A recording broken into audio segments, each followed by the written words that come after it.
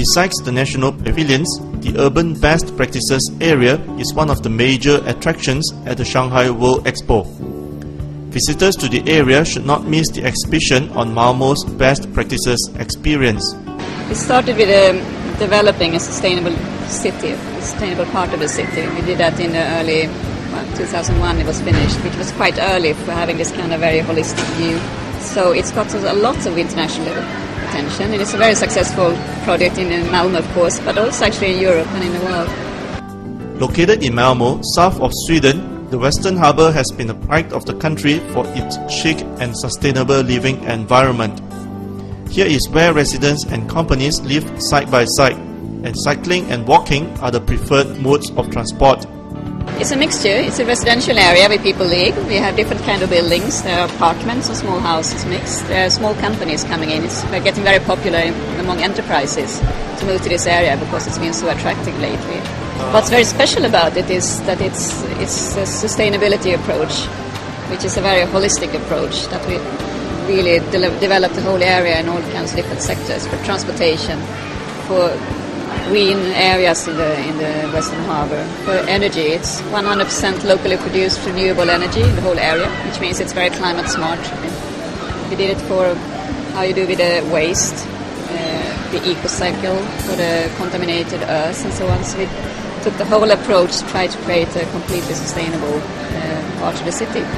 The Western Harbour boasted of the shipping industry for more than a century before its collapse in the 1980s.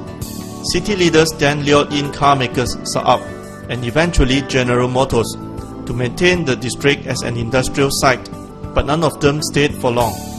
With the industries closing down, Malmo went into crisis. Political leadership decided we're at the bottom of the barrel, as we would say. We have to be visionary. We have to think in new ways about how we're going to define our city. And it's been very important for Malmö to see how can a former industrial city transform to a sustainable city. How can we take a brown field and turn it into a green neighborhood? We didn't just focus on the buildings. We didn't just focus on the greenery. We didn't just focus on the energy.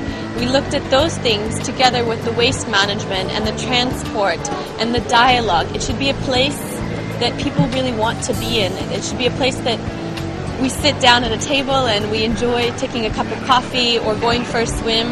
And it should be a place to work with new types of strategies that once you try them out are really not that difficult, but they have to be tried somewhere. It's also very attractive. A lot of diversity in building styles. A lot of architects were involved in the neighborhood.